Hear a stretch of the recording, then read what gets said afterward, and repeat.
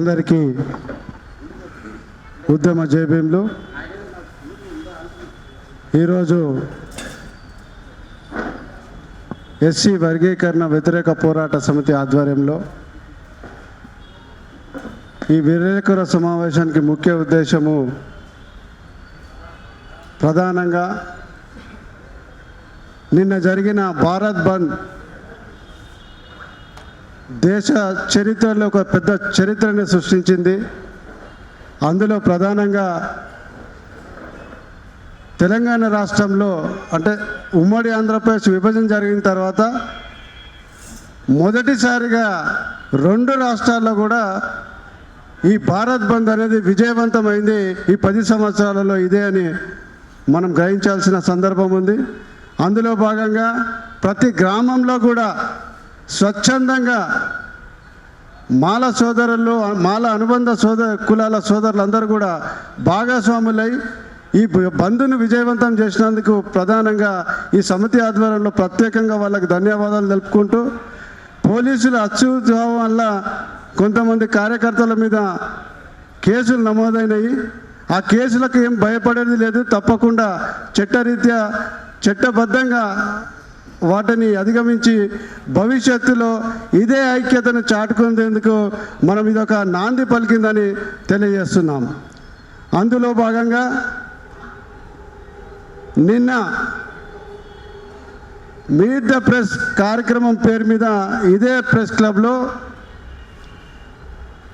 Madiga reservation పోరాట సమితి అధ్యక్షులు మందకృష్ణ మాదిగ గారితో మీట్ ద ప్రెస్ పెట్టడము, ఆ ప్రెస్ కవరేజ్ అంతా కూడా ఒక చూసిన వ్యక్తిగా అక్కడున్న విలేకరులు అతి తక్కువ సంఖ్యలో ఎస్సీలు ఉన్నట్లు నేను గమనించినాం. ఎందుకంటే ఆ బాధ కానీ అసలు అంశంలోని అవగాహన కానీ షెడ్యూల్ కులాల వాళ్ళకు ఉంటేనే ఎక్కువ ఉంటుందని నా అభిప్రాయం. అక్కడంతా కూడా బీసీలు, అగ్రకులాల రిపోర్టర్స్ ఎక్కువ ఉన్నారని నేను గమనించడం జరిగింది. అయితే ప్రధానంగా నిన్న మందకృష్ణ ప్రెస్ మీట్ ద ప్రెస్లో మాలలు మనువాదులని పేర్కోవడం జరిగింది. విచిత్రం ఏంటంటే మనువాదులతో సహజీవనం చేస్తున్నాడు ఇల్లీగల్గా గత 30 సంవత్సరాలుగా మందకృష్ణ. అరే నువ్వు మనువాదులతో సహజీవనం చేస్తున్నావు, ఉన్న మాదిగలనంతా కూడా మనువాద పార్టీ భారతీయ జనతా పార్టీలో కలుపుకుంటూ మొత్తం మాదిగలనంతా బీజేపీ వైపు మర్చేసుకుంటా, మనువాద పార్టీ వైపు మలుచుకుంటా, అంబేద్కర్ వాదులు, అంబేద్కర్ వాదానికి మారుపేరైన మానలను మనువాదులు అంటావా? భారతదేశంలో నిజమైన అంబేద్కర్ వాదులు ఉన్నారు ఎవరని అంటే తెలుగు రాష్ట్రాల నుంచి మాలలు, మహారాష్ట్ర నుంచి మహర్లు, అదేవిధంగా నార్త్ నుంచి చమర్లు. ఈ 3 కులాలు మాత్రమే అంబేద్కర్ వాదాన్ని, అంబేద్కర్ ఐడియాలజీని భుజం మీద చేసుకొని గత 75-80 సంవత్సరాలుగా ముందుకు పోతున్న తరుణంలో ఈరోజు ప్రపంచంలో అంబేద్కర్ వాదము, భారత రాజ్యాంగము, అంబేద్కర్ చెప్పిన అన్నీ కూడా శిరస వహిస్తూ ముందుకు పోతుడు. ప్రపంచవ్యాప్తంగా అంబేద్కర్ ఐడియాలజీని ముందుకు తీసుకుపోయిన కులాలు ఏమన్నా ఉన్నాయంటే మాల, మహర్, చమర్లు మాత్రమే. ఇది ప్రపంచంలోని అన్ని దేశాలకు తెలుసు. అటువంటి తరుణంలో పొద్దున లేచి నరేంద్ర మోడీ, కిషన్ రెడ్డి, దత్తాత్రేయ కౌగిల్లో ఉండే మందకృష్ణ అంబేద్కరిజానికి మాట్లాడము దొంగ దొంగ దొంగ అన్నట్లున్నది.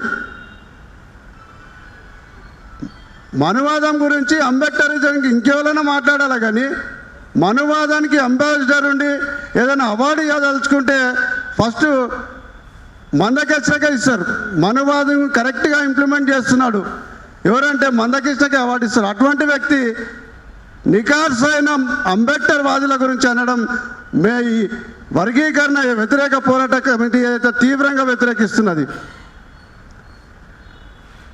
మాల మేధావులంతా ఈరోజు తెలుగు రాష్ట్రాలలో ఉద్యమం కానీ ఏ మూమెంట్ ఉన్నా కానీ డైరెక్ట్ ఇండైరెక్ట్గా మాలలు లేని ఉద్యమకారులు, మేధావులు లేని ఉద్యమం కానీ చరిత్ర కానీ ఏది కూడా లేదు. అటువంటి మాల కమ్యూనిటీకి మనవాద కులం అంటారా? మనవాద కులాల్లో ఉన్నాను. ఇంకొకటి నరేంద్ర మోడీ మానవతావాది అంట. దీన్ని నవ్వాలిగా.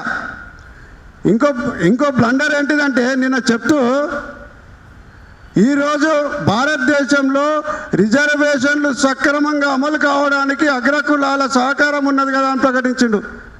ఉన్న ఎవరైనా ఈరోజు ఈ 78 సంవత్సరాలలో రిజర్వేషన్లు భారతదేశంలో అగ్రకులాల వలన కొనసాగుతున్నాయా, సక్రమంగా కొనసాగుతున్నాయా?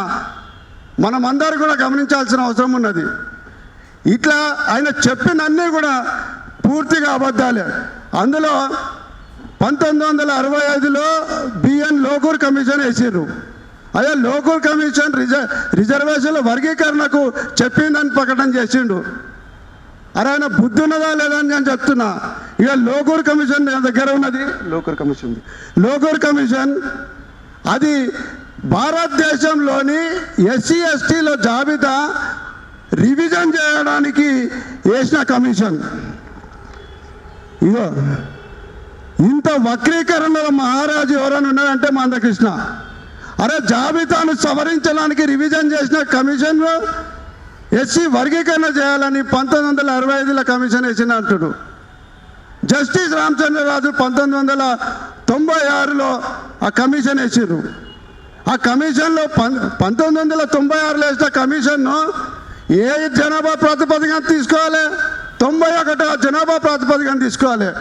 కానీ అప్పుడున్న చంద్రబాబు వీళ్ళంతా కుట్రపూరితంగా 81 సంవత్సరం జనాభా లెక్కలు తీసుకుంటాడు.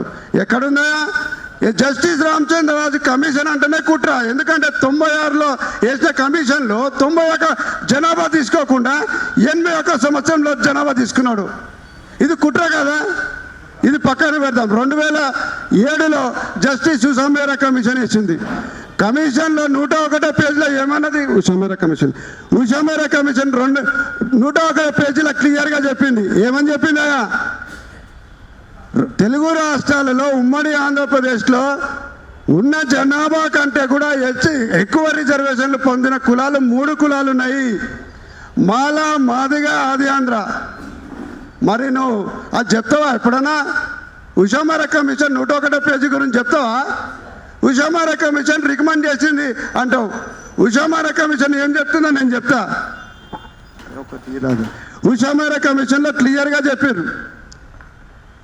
ఇక ఇది ఉషామేరా కమిషన్. దీంట్లో జనాభా కంటే ఎక్కువ రిజర్వేషన్ లబ్ధి పొందింది మాల, మాదిగ, ఆది ఆంధ్రలు చెప్పారు. కానీ మేము వేల సంవత్సరాలు వెనకాలబోతాన్ని వక్రీకరిస్తాం. ఇంకో ప్రధానంగా ఉషామేరా కమిషన్ ఎక్కడ కూడా వర్గీకరణ చేయమని రికమెండ్ చేయాలి. ఎస్సీ వర్గీకరణ చేయాలంటే భారత రాజ్యాంగంలోని ఆర్టికల్ 341 అమెండ్మెంట్ చేస్తూ ఇది పార్లమెంట్లో అమెండ్మెంట్ జరగాలి. దాంట్లో ఆర్టికల్ 341లో క్లాస్ 3 యాడ్ చేసి దాంట్లో రాష్ట్రాలకు పవర్స్ ఇవ్వాలన్నది. మరి ఎందుకు నువ్వు పార్లమెంట్లో పెట్టాలని ఎందుకు చేసుకోలే ఇన్ని సంవత్సరాల నుంచి? పోనీ ఈ 3 కమిషన్లను కూడా ఆర్టికల్ 341లో పోలీస్ స్టాఫ్ కామా చేంజ్ చేయాలనే, కదిలించాలనే, ఆలోచించాలన్న ఆర్టికల్ 338 జాతీయ ఎస్సీ కమిషన్ కన్సర్న్ తీసుకోవాలి. ఇది రాజ్యాంగం చెప్తుంది, నేను కాదు. మరి ఈ 3 కమిషన్లో కూడా ఆర్టికల్ 338 ప్రకారం ఆవిర్భవించిన జాతీయ ఎస్సీ కమిషన్ ఈ కమిషన్లను రిజెక్ట్ చేసింది. చెత్తబుట్టలేసిన కమిషన్లు తీసుకొచ్చి 3 కమిషన్లు రికమెండ్ చేసిరా? అరే వక్రీకరణకు ఏదైనా అవార్డు ప్రకటిస్తే ముందు ఆ ప్రెసిడెంట్ ఆఫ్ ఇండియాకి చెప్పి మందకి తగ్గిపియాలి. అందరు చెవులలో పూలు పెడతారా సమాజానికి అందరికి? అది మాలను టార్గెట్ చేసి మాట్లాడతావా? ఈ విధంగా చెప్పుకుంటా పోతే అన్న ప్రతి అంశం కూడా వక్రీకరణ చేస్తూ లేని అన్నీ కూడా చెప్తూ ఈరోజు మొత్తం సమాజాన్ని మోసం చేస్తున్నాడు.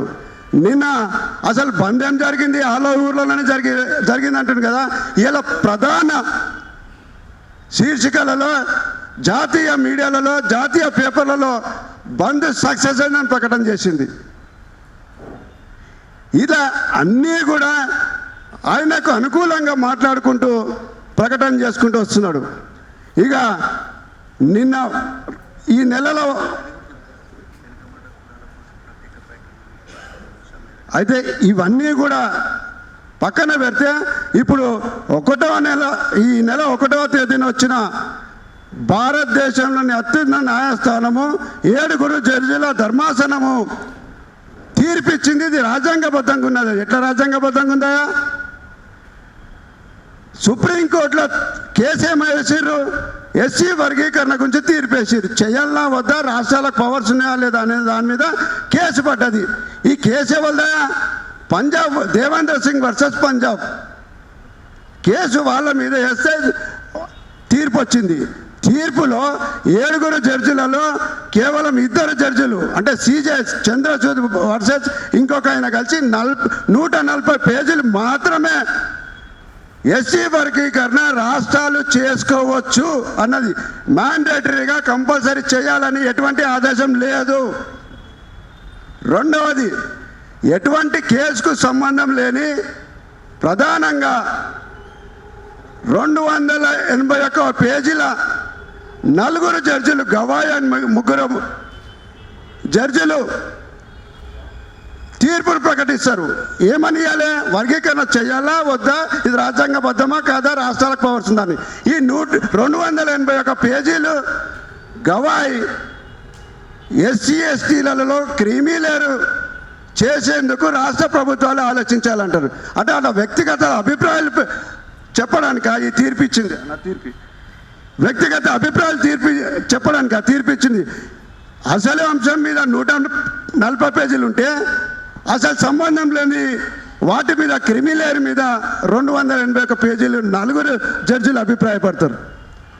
ఇంకో ఇది నేను ఎందుకు రాజ్యాంగ వ్యతిరేకం అంటున్నామో, ఈ తీర్పులో మొత్తం అంతా కూడా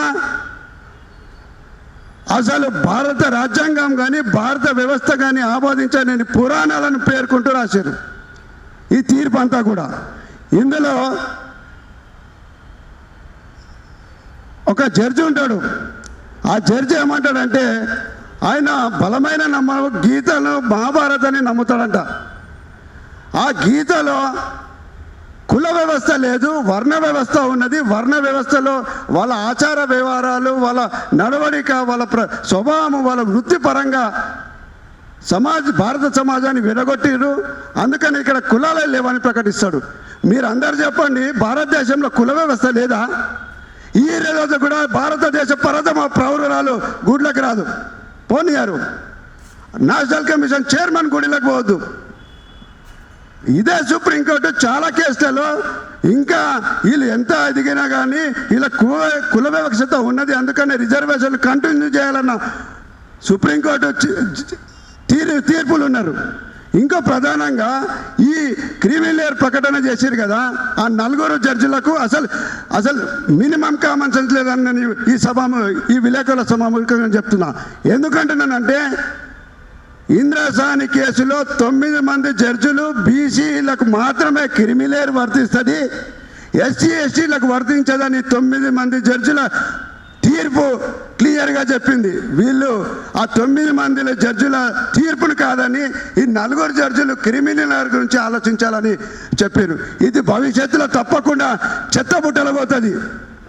అందుకనే ఈ తీర్పును సవాల్ చేస్తూ తెలంగాణ నుంచి ఈ ఎస్సీ వర్గీకరణ వ్యతిరేక పోరాట సమితి ఆధ్వర్యంలో పోయిన నెల ఇదే నెల 7వ తారీఖు రివ్యూ పిటిషన్ కూడా ఫైల్ చేయడం జరిగింది. మా గ్రౌండ్ అంతా కూడా 11 జడ్జిలతోని ఈ 7 జడ్జిల తీర్పు అయితే మనువాదుల తీర్పు ఏదైతే ఉన్నదో దీన్ని రివ్యూ చేయాలని కేసు వేయడం జరిగింది. ఆ తీర్పు వాళ్ళు అలో చేసి ఆ రివ్యూ పిటిషన్ అలో చేయడం కూడా జరిగింది. తప్పకుండా భవిష్యత్తులో భారతదేశం అంతా కూడా ఈ అంటే ఇప్పుడు సుప్రీంకోర్టు ఒక ఆనవాయితీ ఒక ట్రెండ్ క్రియేట్ చేస్తున్నది. అసలు కేసులో సంబంధం లేని వాటిని జోడిస్తూ ఆ తీర్పుకు ఆపాదిస్తూ తీర్పులు చెప్పడం ఫ్యాషన్గా మారింది.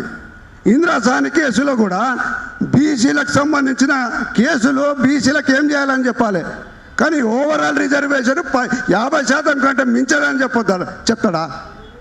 ఎస్సీ ఎస్టీలకు ఎట్లా ఆపాదిస్తాడు? అది అదే తీర్పుల 50% లిమిట్ అంటాడు, క్రిమి లేయర్ ఎస్సీ ఎస్టీలకు వర్తించదు అంటాడు.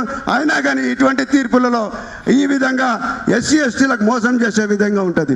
అయితే ఈ తీర్పులో ప్రధానంగా మనం చూడాల్సింది ఏంటంటే ఎస్సీ ఎస్టీలకు సంబంధించిన ఆర్టికల్ 341 ఏదైతే ఉన్నదో, మాకు ఎస్సీలకు రిజర్వేషను భారత రాజ్యాంగం వచ్చిన తర్వాత రాలేదయ్యా. మీరందరూ కూడా గమనించాలి. 1935 ఇండియా యాక్ట్ ప్రకారం మాకు రిజర్వేషన్లు వచ్చినాయి ఉద్యోగాలలో. మాకు అసలు ఇంకో విచిత్రమైన ఇంపార్టెంట్ పాయింట్ ఏంటంటే కులగణన 1931 మాత్రమే జరిగింది. ఇప్పటిదాకా 1931 నుంచి ఇప్పటిదాకా కూడా కులగణన జరగలేదు. ఏ విధంగా ఏ కులం ముందు పోయింది, ఏ కులం వెనుకకున్నదని చెప్పగలుగుతారు? అధికారికంగా 1931లో జరిగిన సెన్సస్లో ఒక 10 క్రైటీరియాలను తీసుకొని భారతదేశంలో అన్ని సంస్థానాలలో ఉన్న ప్రజలలో ఈ 10 క్రైటీరియాలు ఏవైతే అనుభవిస్తున్నారో వాళ్ళని షెడ్యూల్ కులాలలో పెట్టిర్రు. ఆ షెడ్యూల్ కులాలు కలిపి అంతా ఒకటే కులము, వీరికి ఉమ్మడిగా రిజర్వేషన్ ఇవ్వాలని ఆ రోజు షెడ్యూల్ కులాలు పెడితే 1935లో వచ్చిన మాకు రిజర్వేషన్లు భారతదేశం ఏర్పడ్డాక రాజ్యాంగం అమల్లోకి వచ్చినాక వాటిని అడాప్ట్ చేసుకున్నది మా షెడ్యూల్ కులాల రిజర్వేషన్ను. అంతేగాని ప్రత్యేకంగా రిజర్వేషన్ వచ్చిన తర్వాత మాకు రిజర్వేషన్ రాలే. మేము ఎట్లా ఎస్సీ ఎస్టీలతో సమానమవుతాం? తర్వాత ఈ తీర్పు అంతా కూడా బీసీలకు 16(4) ప్రకారము కేటగిరైజేషన్ చేశారు కదా, అందుకని ఆర్టికల్ 341లో కూడా ఎస్సీలకు కూడా చేయొచ్చని అంటారు. ఎస్సీ ఎస్టీలు బీసీలు ఎప్పుడు కూడా ఒకటి కాదు, యాజ్ పర్ రాజ్యాంగం అని చెప్తున్నా. బీసీలకు ఇందిరాసాని కేసు 16(4) తర్వాత ఏబిసిడీలు వచ్చినాయి, రిజర్వేషన్స్ వచ్చినాయి. మాకేమో 1935లో వచ్చినాయి. ఇవన్నీ వాస్తవాలు పక్కా వెండి. ఇవన్నీ కాకుండా మాలల మీద ద్వేషం కక్కడము, మిగతా మనువాద పార్టీలో కనుసంగాలు ఉంటూ ఈ రిజర్వేషన్ల కేటగిరీషన్ తెర మీద తెచ్చి ఇక అయిపోయిందని ఇవాళ సాయంత్రము రేవంత్ రెడ్డి గారిని కలుస్తారు. ఇంకో రేవంత్ రెడ్డి సుట్టమైండు, ఆయన రాష్ట్ర జాతీయ అధ్యక్షుడు మల్లికార్జున ఖర్గే దుష్టమైనాడు. నేను అంటున్నాడు ఆయనను మల్లికార్జున ఖర్గేని వదిలేది లేదని. ఆయన చలవాది కులానికి మాత్రమే నాయకుడు, దళిత సమాజానికి కాదని. మరి మీ జగ్జన్ రామ్ ఎవరి కులానికే? కేవలం చెమార్లకేనా? కేవలం మాదిగలకేనా? మరి చెప్పు. మరి నిజం అదే కాంగ్రెస్ పార్టీలో ఉప ప్రధాని అయిన జగ్జన్ రామ్ మరి ఒకటే కులానికి నువ్వు ప్రకటించు. కానీ చెమార్ల నాయకుడు, మాదిగల నాయకుడు అని ప్రకటించు. ఎందుకంటే భారతదేశంలో ఎక్కడ లేని జగ్జన్ విగ్రహాలు తెలంగాణ ఉమ్మడి ఆంధ్రప్రదేశ్లో పెట్టినావు. అంటే నువ్వు కూడా మీ జగ్జన్ రామ్ కూడా కేవలం చెమార్లమ్మ నాయకుడే కదా. మరి చెప్పు, మల్లికార్జున చలవాది కులానికి మాత్రమే నాయకుడు, ఇక్కడ ఆంధ్రప్రదేశ్ తెలంగాణలో మాలల కులానికి సంబంధించిన వాడు అంటున్నావు కదా. మరి మేమేమంటున్నాం? చెమార్లకు నాయకుడు జగ్జన్ రాము, మాదిగలకు మాత్రమే జగ్జన్ రామ్ నాయకుడు అని చెప్తావా? ప్రకటించు. మరి ఏమనుకుంటున్నాను? నీ దగ్గర మైక్ ఉన్నది, నీకు మీడియా ఉన్నది, పవర్ ఉన్నది, అన్ని రాజకీయ పార్టీలు మాకు అనుకూలంగా ఉన్నాయి కదా అని ఏది చెప్తావు అనుకుంటున్నావు? నువ్వు చెప్పిన దానికి కూడా నువ్వు అన్నావు కదా మాలలు మేధావి అని. నీకు మా మామయ్య మేధావాదాలు ఏమవసరం? బత్తుల రాంప్రసాద్ ఇదే సోమాజీ గారి ప్రశ్నలో ఛాలెంజ్ చేస్తున్నదా? బహిరంగ చర్చలకు ఆధారాలతో చూపుతా. అయితే నేను చెప్తున్నా, నీకు సమాజము, రాజకీయ పార్టీ మొత్తం ప్రపంచం అంతా తీరాదని, ప్రపంచమంతా నీ సైడ్ ఉన్నదంటున్నావు కదా. మాకు బాబాసాహెబ్ ఉన్నాడు, బాబాసాహెబ్ ఐడియాలజీ ఉన్నది మాలలకు, మాల అనుబంధ కులాలకు. దాంతో ముఖ్యంగా బాబాసాహెబ్ అడుగుజాల్లో నడిచే మాలలు భారత రాజ్యాంగాన్ని తప్ప ఈ మనువాద సిద్ధాంతాలే కానీ, మనువాదమే కానీ, పుక్కటి పురాణాలే కానీ నమ్మే పరిస్థితి లేదు. అది ఇది కూడా అందుకనే నేను ఒకటే క్లియర్గా చెప్తున్నాం, బాబాసాహెబ్ చెప్పిన ఐడియాలజీతో ప్రకారము మొత్తం ప్రపంచం అంతా నీ ఎంబడి ఉండదు. మా వంట మాత్రం భారత రాజ్యాంగ నిర్మాత ప్రపంచ ప్రజాతంత్ర మేధావి బాబాసాహెబ్ ఉన్నాడు. బాబాసాహెబ్ ఐడియాలజీ ఉన్నది. దాంతోపాటు భారత రాజ్యాంగం మా వైపు ఉన్నది. ఇది ఒక్కటి చాలు మాకు. భారత రాజ్యాంగము బాబాసాహెబ్ మాలల పక్షాన, భారత రాజ్యాంగం పక్షాన ఉన్నాము. అందుకనే మేము చరిత్రలో ఎప్పుడు కానీ మేమే గెలిచినాము, భవిష్యత్తులో కూడా మేమే గెలుస్తాము. ఈ 7 కూడా జడ్జిల తప్పకుండా ఈ వర్గీకరణ అయితే రాష్ట్రాలకు పవర్స్ ఇచ్చిందో అది కూడా మేము దాన్ని వ్యతిరేకంగా విజయం సాధిస్తామని చెప్తున్నాం. మందకృష్ణ మాలల మీద ఏడ్చడం బంద్ చేసాయి. రా, నువ్వు అన్నావు కదా, ఏ మాల మేధావిని రమ్మంటున్నావు కదా. నేను ఇప్పుడు బహిరంగ ఛాలెంజ్ చేస్తున్నా. పుక్కటి పురాణాలను పక్కకు పెట్టు, నీ హిందుత్వం మాయాజాలాన్ని పక్కకు పెట్టు, నీ నరేంద్ర మోడీని, దత్తాత్రేయను, కిషన్ రెడ్డిని పక్కకు పెట్టు, రా చర్చ చేద్దాం. దాంతోపాటు పివి రావు ఒప్పందం ఉల్లంఘన చేస్తున్నా అంటారు. ఇక దీంట్లో ఉన్నది ఆయన ఇచ్చిన పివి రావు, నువ్వు కూడా ఉల్లంఘన తగ్గించినావు. ఏమన్నాడైనా రాష్ట్రపతి దగ్గర ఉన్న అగ్రిమెంట్ ప్రకారము రాష్ట్రపతి ఏది చెప్తే దానికి కట్టుబడి ఉంటా అని మందకృష్ణ మాదే సంతకం చేసిండు. అది మీకు కావాలంటే మీడియా మిత్రులకు అది కూడా ఇస్తా. కట్టుబడి ఏమంటాడైనా మాల మాదిగల వద్ద విభేదాలు లేకుండా ఈ కులానికి ఆ కులానికి అనుబంధ కులాలకు సంబంధించిన ఒక్కొక్క కులానికి 5 సభ్యుల చొప్పున ఒక కమిటీ ఏర్పాటు చేద్దాము. ఆ కమిటీ ద్వారా ఇంటర్నల్గా మన ఏమైనా ప్రాబ్లం ఉంటే డిబేట్ చేసుకుందాము. దానివల్ల మన ఐక్యత దెబ్బతికుంటూ ఉంటుంది. ఆ విధంగా పోతామని కట్టుబడి ఉన్నా అని మందకృష్ణ సంతకం పెడతాడు, పివి రావు పెడతాడు. పివి రావు ఉల్లంఘించిన అంటున్నావు కదా మందకృష్ణ, మరి నువ్వు ఉల్లంఘించలేదా? ఎక్కడ పోయింది మరి 5 జడ్జిల సభ్యుల కమిటీ? ఒక్కసారైనా చెప్పినావా? అది ఆయన సంతకంతో ఉన్నది చెప్తున్నా నేను. మరి అగ్రిమెంట్ నువ్వు కూడా ఉల్లంఘించినావు కదా. ఉల్లంఘించడం కాదు, మనువాదుల కౌగిల్లో వండుకుంటున్నావు కదా రోజు, వాళ్ళతో సహజీనం చేస్తున్నావు కదా ఇల్లీగల్గా. అంటే సుప్రీంకోర్టు ఈ సహజీనం పర్మిట్ ఇచ్చింది అంటున్నాను. అసలైన మనువాదులకి అంబేద్కర్ నువ్వు మందకృష్ణ, అంబేద్కర్ వాదులు నరనరాన ప్రతి బొట్టు రక్తం పొట్టు మీద ఆవహించుకున్న మాల అనుబంధ కులాలు అంటావా? ఇకనైనా నీ బుద్ధి మానుకో. నీ ఇక్కడ రాష్ట్రంలో రేవంత్ రెడ్డి దోస్త్ అంటాడు, కేంద్రంలో ఉన్న మల్లికార్జున కాడే తప్పు అంటావు. అరే నువ్వు కాంగ్రెస్ పార్టీ నువ్వు కాదు, నేను కూడా ప్రశ్నిస్తున్నా. రాహుల్ గాంధీ పొద్దున లేచి సేవ్ కాన్స్టిట్యూషన్ అని ఎలక్షన్లో పోయినావు. ఆ రాజ్యాంగానికి తూట్లు పడేసి వచ్చిన తీర్పును మరి ఎందుకు మాట్లాడుతున్నా? నేను కూడా మాట్లాడుతున్నా, నేను కూడా ప్రశ్నిస్తున్నా. ఏమనుకుంటున్నారు మీరు? రాజ్యాంగం మీకు అనుకూలంగా ఉంది అనుకుంటారా? ఎప్పుడు రాజ్యాంగ వ్యతిరేకులకు ఉండదు. రాజ్యాంగం అన్వయించే వాళ్ళము, రాజ్యాంగానికి లోబడే వాళ్ళము, మా తరఫున రాజ్యాంగం ఉంటుంది. నువ్వు అంటున్నావుగా రాజ్యాంగ అది రాజకీయ పార్టీలని మా తరఫు ఉన్నాయి, మేధావులంతా ఉన్నది, సమాజం కూడా ఉన్నది. మా తరఫు బాబాసాహెబ్ ఉన్నది, బాబాసాహెబ్ రాసిన రాజ్యాంగం ఉన్నది. రా మందకృష్ణ, నీ మనువాద అయితే పుక్కట్టు పురాణాలు ఉన్నాయిగా, అవి తీసుకొని రా. నేను రాజ్యాంగం లోబడిన అన్ని ఆధారాలు తీసుకొచ్చి చర్చకు రా. దమ్ముందా మందకృష్ణ? మాకు చెప్తున్నావు. అరే మేము ఎందుకు వ్యతిరేకిస్తున్నాం ఇప్పుడు చెప్తున్నా. నేను మందకృష్ణ, భారత రాజ్యాంగంలో ఆర్టికల్ 341కు ఉన్న ప్రాధాన్యత ఏ ఆర్టికల్కు లేదు. గమనించాలని మీరు అందరు కూడా, సమాజం అంతా గమనించాల్సిన అవసరం ఉన్నది. ఆర్టికల్ 341 రాజ్యాంగంలో పొందుపరిచేటప్పుడు కాన్స్టిట్యూట్ అసెంబ్లీలో డిబేట్ జరుగుతుంది. అందులో ఇప్పుడు ఆర్టికల్ 341 ఏదైతే ఉన్నదో అది ఆర్టికల్ 300B కింద ఉండే షెడ్యూల్ కులాలకు సంబంధించింది. ఆ ఆర్టికల్ 300B డిస్కస్ జరిగేటప్పుడు ఇది కూడా సెప్టెంబర్ 17, 1948 జరిగింది. అందరూ కూడా నోట్ చేయాల్సిన అవసరం ఉన్నది. కాన్స్టిట్యూట్ డిబేట్ చదవమంటున్నాం, అందుకనే డిబేట్స్ జరగదు, దానికి ప్రాముఖ్యత తెలియదు. అయితే ఆ డిబేట్లలో 17 సెప్టెంబర్ 1948 డిబేట్లో షెడ్యూల్ కులాలకు సంబంధించిన డిబేట్ జరిగినప్పుడు ఏ రాష్ట్రంలోనైతే అంటరాని కుల ఏదో అంటరానితనం అనుభవిస్తారో వాళ్ళనందరినీ కూడా అక్కడ 2 అసెంబ్లీ విధానసభలలో ఆమోదం చేసి గవర్నర్ ద్వారా కేంద్ర ప్రభుత్వాన్ని తీసుకొని ఉభయ సభలలో ఆమోదించిన తర్వాత రాష్ట్రపతి జాబితాలో రాష్ట్రపతి ద్వారా ప్రకటించాలని చెప్పారు.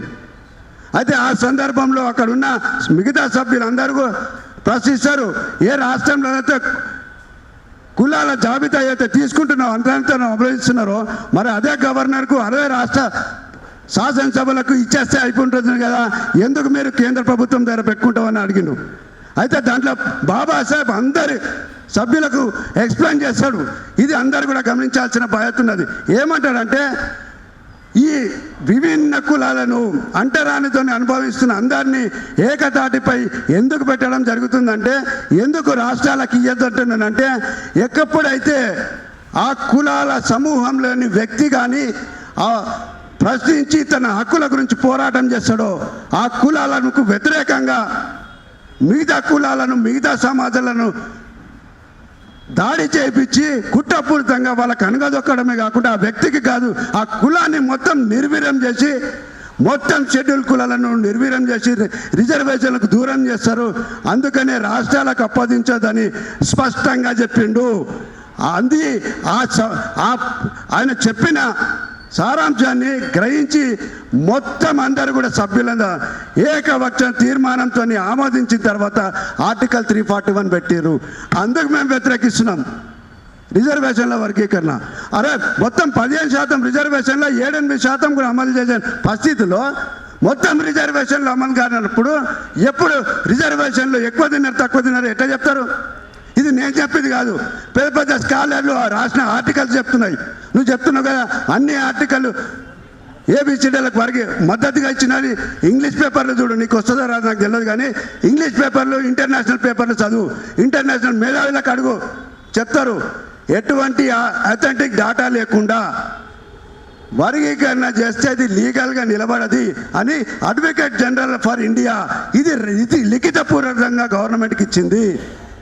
ఇదే ఆధారంగా చెప్పి ఎటువంటి అథెంటిక్ ఫిగర్స్ లేకుండా చెప్పిన తీర్పులు అది నిలబడే పరిస్థితి లేదు కాబట్టి తప్పకుండా అది పోతుందని అందరి మేధావులు కూడా చెప్పడం జరిగింది. అందుకనే మేము గట్టిగా చెప్తున్నాం, రిజర్వేషన్ల ద్వారా మాల లేదా కోల్పోతారని కాదు, బాబాసాహెబ్ రాసిన రాజ్యానికి తూట్లు పడే విధంగా ఉంటుంది, రాజ్యాంగానికి వ్యతిరేకంగా ఉంటుంది. అరే మొత్తం రిజర్వేషన్లో 1-2% నీవు కాదు, అరే మొత్తం దీని రాబాయి మాదిగలు వద్దంటున్నామా మేము? అది బాబాసాహెబ్ ఐడియాలజీకి వ్యతిరేకంగా ఉంటుంది, రాజ్యాంగానికి వ్యతిరేకంగా ఉంటుంది అని మేము వ్యతిరేకిస్తున్నాం. ఈరోజు కూడా చెప్తున్నాం, ఇప్పుడు తెలంగాణ వచ్చిన తర్వాత 2014 నుంచి ఈరోజు 24 వరకు 10 సంవత్సరాలలో ఏదైనా తీసుకొని నేను సమాచార హక్కు చట్టం కింద తీసుకున్న సమాచారం ప్రకారం చెప్తున్నా, 3 ఎకరాల భూమి బెనిఫిషియర్లు తీసుకొని 95% వాళ్ళే తీసుకుంటారు. ఏసీ కార్పొరేషన్ లోన్లు తీసుకొని 90-80% వాళ్ళే తీసుకుంటారు. తర్వాత గురుకుల పాఠశాలలు 6-7 సంవత్సరాలు మొత్తం కూడా దొబ్బి తిన్నది ఆర్ఎస్ ప్రవీణ్ కుమార్ అలా మాదిగ కులం వారే కాదంటారా? ఆధారాలు కూడా దాని మీద జాతీయ స్థాయిలో కూడా చర్చ జరిగింది. ఈ విధంగా గురుకుల పాఠశాలలు మీయే, రాష్ట్ర ప్రభుత్వ ఉద్యోగాలు మీయే, ఎస్సీ కార్పొరేషన్ మీద 3 ఎకరాల భూమి మీద నిన్న మొన్న జరిగిన దళిత బంధులో కూడా 90% మాదిగలు తీసుకురు కదా. ఏ ఒక్క మాలను ప్రశ్నించరా? ఇంక్లూడింగ్ బత్తుల రామప్రసాద్. ఎప్పుడు మేము ప్రశ్నించాం. ఎప్పుడైతే బాబాసాహెబ్ ఐడియాలజీకి వ్యతిరేకమో రాజ్యాంగానికి వ్యతిరేకమో అప్పుడు మేము ప్రశ్నిస్తాం. రండి, ఏ మాదిగా మీద వేస్తాడో రమ్మడు. దొబ్బి తింటా అంటారు. దొబ్బి తింటానికి బ్రాండేజ్ మెంబర్లు ఎవరైనా ఉంటారు మాదిగలే. ఇక గలీజ్ సామెతలు ఉన్నాయి కానీ మీడియాలో చెప్పొద్దు, అందుకని చెప్తలేను. తిన్నాక లేచినాక అడిగితే అందుకని చెప్తలేను. ఈ విధంగా దొబ్బి తినేది రాదే, రిజర్వేషన్లు అనుభవించారు రాదే. బాబాసాహెబ్ ఐడియాలజీకి వ్యతిరేకంగా వాళ్ళే ఉంటారు, రాజ్యాంగానికి వ్యతిరేకంగా ఉంటారు, వ్యతిరేకంగా పనిచేస్తుంటారు. వాళ్ళు బాబాసాహెబ్ వారసులు అంటారు, రాజ్యాంగానికి అనుకూలంగా ఉంటుంది. అరే పురాణాలు పెట్టేసి ఆయనకు మతం పరంగా తీర్పులో వాళ్ళ అభిప్రాయాన్ని ప్రకటిస్తారా?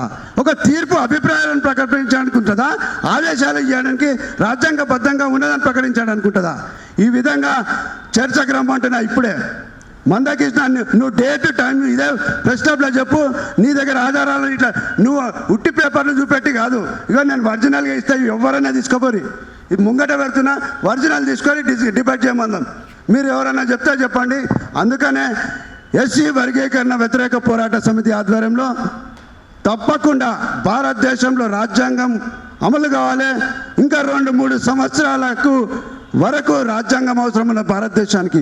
అప్పటిదాకా కూడా బాబాసాహెబ్ ఐడియాలజీని రాజ్యాంగానికి కాపాడే దిశగా మా పనులు ఉంటాయి. అందులో భాగంగానే ఈరోజు రివ్యూ పిటిషన్ వేసినాం. ఆ రివ్యూ పిటిషన్లో తప్పకుండా బాబాసాహెబ్ ఐడియాలజీ గెలుస్తుంది, రాజ్యాంగం గెలుస్తుందని ప్రకటిస్తూ నాకు ఆలస్యంగా అయినా మీరు అందరు కూడా సమయం ఇచ్చి నాకు కోఆపరేట్ చేసినందుకు మరోసారి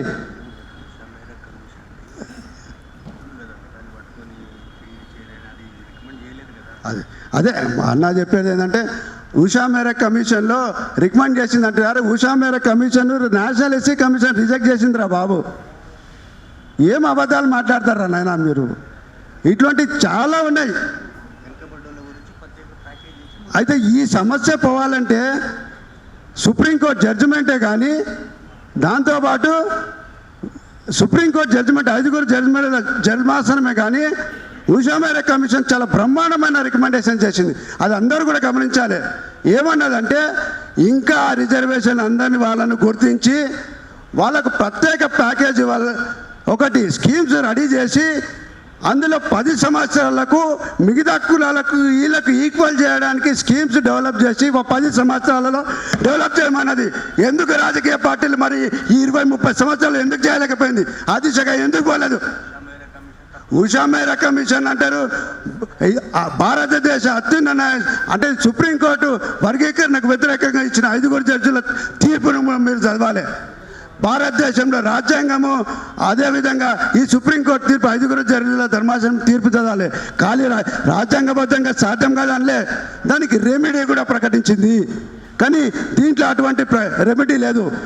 మేమేం డిమాండ్ చేస్తున్నామంటే మీరు దాని అందరికీ కూడా మీరు అది చేయాలని డిమాండ్ చేస్తున్నాం. ఏంది మిగతా కులాల వరకు వీళ్ళకి ఈక్వల్ చేయడానికి స్కీమ్లు చేయమంటున్నాము. దాంతోపాటు ఎస్టీల వర్గీకరణ సమస్య పరిష్కారాలను కావాలంటే మొత్తం అమలు కానీ రిజర్వేషన్లలో ఉన్న రిజర్వేషన్ వర్గీకరించడం కాదు. ఎస్సీలలో ఇంకా రిజర్వేషన్ అందని వాళ్ళకు రిజర్వేషన్లు అందించడానికి అదనంగా 10% రిజర్వేషన్లు ఇవ్వండి. తమిళనాడులో క్లియర్గా చెప్పారు 15% ఎక్కడి దాకా పెట్టి అదనంగా 3% ఇచ్చి అరుంధతి ఏళ్లకు అక్కడ రిజర్వేషన్లు అదనంగా ఇస్తున్నారు. ఆ విధంగా ఇంకా రిజర్వేషన్లు అందరి కులాలకు 10% అదనంగా కేటాయించి ఎస్సీలకు అందని కులాలకు అందించాలని కోరుతున్నాము. దాంతోపాటు ఈ విధంగా చీడ పురుగులు ఆర్టికల్ 341, 342ను ఊకే పుల్లలు పెట్టి గెలికియకుండా పకడ్బందీగా 9వ భారత రాజ్యాంగంలోని 9వ షెడ్యూల్లో పెట్టాలని మేము డిమాండ్ చేస్తున్నాము. కేవలం దీన్ని ఒక్కడాన్ని అడ్డంకులు కాదు, ఇటువంటి ప్రధానంగా 5 అంశాలను ముఖ్యంగా ఈ భారతదేశంలో బ్యాక్లాగ్ పోస్టులు గత 25 సంవత్సరాల్లో ఫిలప్ కాలే. తెలంగాణ రాష్ట్రంలో 10 సంవత్సరాల్లో ఒక్క బ్యాక్లాగ్ పోస్ట్ ఫిలప్ కాలే. ఇవి అడగాల్సినవి పోయి ఉన్న దాంట్లో వర్గీకరణ కావాలంటున్నాయి కదా. మా ప్రధానంగా ఎస్సీ వర్గీకరణ వ్యతిరేక పోరాట సమితి ఆధ్వర్యంలో భారతదేశ వ్యాప్తంగా ఒక 5 డిమాండ్లతో ఈ వర్గీకరణకు వ్యతిరేకంగా మేము ముందుకు పోతామని తెలియజేసుకుంటూ మరోసారి అందరికీ కూడా ఉత్తమ జై భీమ్ చెప్తాం. జై భీమ్, జయ భారత్.